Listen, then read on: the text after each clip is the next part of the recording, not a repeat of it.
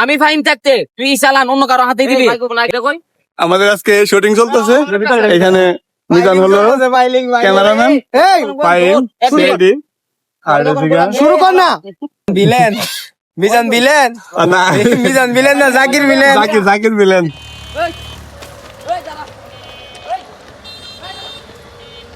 আমি ফাইন থাকতে তুই চালান অন্য কারো হাতে দিবি। এই তো অনেক দিন ধরে তুই আকাম গম করতেছ। স্যার স্যার এটা স্যার স্যার তোর স্যারের ফোন দে, ফোন দে স্যার স্যার ফোন দে তোর স্যারের ফোন দে বস আমার ধরে নিয়েছে বস দে। বস আমার ধরে নিয়েছে বস।